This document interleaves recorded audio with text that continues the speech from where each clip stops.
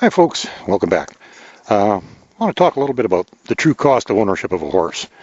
There's two trains of thought out there, and I think both of them are equally wrong. Some people think you can pick up a horse for $500 and you're good to go. Other people think that you got to spend tens of thousands of dollars on a horse and tack, and only rich people have horses because they're so expensive to buy and keep. Both of those are equally wrong. And I'm going to explain a little bit on why. First off, there's a lot of variables, depending on whether or not you own your own property, determines whether or not you got to pay for board for a horse. Where you live, your geographical location, changes the cost of the board, and then whether you board inside a barn or if you have pasture board, that changes a lot too. Pasture board, no matter where you are, the rates vary a lot, but as a rule, it's generally about half of keeping a horse inside a barn, and honestly, it's way better for the horse, but that's another subject. Other things, buying the horse. Some people think $500 will get them a good horse. No, $500 won't give you, it'll get you a horse, but probably won't even be able to ride it. Probably won't be trained, and not something for inexperienced people to get into. But you don't also need to go out and spend $10,000 or $20,000 on something with ridiculously great bloodlines, because good bloodlines and breeding don't make a good horse. Good training and good handling and time make a good horse. So there's a fallacy there. You don't have to spend a lot of money to get a good horse. You can take a $1,000 or $2,000 horse that's been reasonably well trained and probably accomplish just as much with that as you will with a $10,000 or $20,000 horse. So you don't need to do that. A lot of the smaller costs, administering vaccinations, trimming hooves, stuff like that, you can do that yourself. You don't have to pay somebody else to do it. So that's something in your control too. Tack is something that can vary hugely.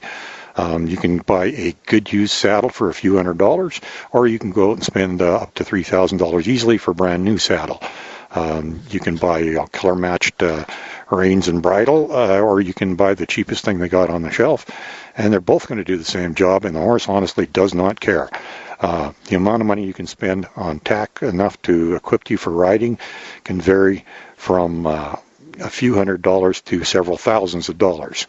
It's not hard to vary that price that much. And then you throw in things like grooming aids, brushes and stuff. You only need a couple of basic brushes. You don't have to buy every doodad and whatnot that's on the market. Some people go out and they just go crazy in the tack shops. They can't come home without more stuff. And it's not necessary. You don't need to spend a pile of money. You don't need to spend a lot of money training. A lot of that can be done yourself. Not everything, but most of it can be done yourself if you choose to and are you willing to try it. If you want to pay somebody else to train, not bad. If you want to pay somebody else to get a few lessons from them, that's probably still cheaper than sending your horse off to a trainer. If you want to learn how to ride, you can learn from the horse for free, or you can take riding lessons. Be careful on who you're getting lessons from. Not everybody is good. This horse right in front of me here used to belong to a riding instructor. The riding instructor considered him to be too dangerous to ride and gave him away. His current owner now is, not a beginner, but I would say intermediate rider at best, and has no problem with him. So that says something about the quality of the riding instructor that used to own him. And that is what's out there. Trainers and riding instructors and all those, you got to watch. It's not always that simple. So anyhow, there's a lot of variables involved. It all depends on what you want to spend and how shrewd you are with your money. You don't have to be wealthy to own a horse and care for it properly. You can't get off cheap. You got to have some money, and you better have a few thousand set aside in the bank in case you need to call the vet for an emergency surgery, because it will get expensive real fast. But there's lots of things you can do yourself. You don't have to take the expensive route. There's a lot of cheap ways of doing things, a lot of less expensive ways. I won't say cheap, I'll say less expensive. But sometimes you got to be careful. You got to, even when it comes to buying the tack, sometimes you get what you pay for. You don't want to cheap out too much on the saddle. You don't want one that fits poorly. You want a good saddle pad. You don't want something that's going to fall apart the first time you get on.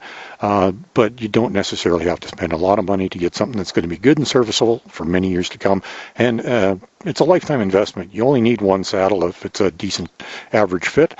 It'll work on a lot of different horses.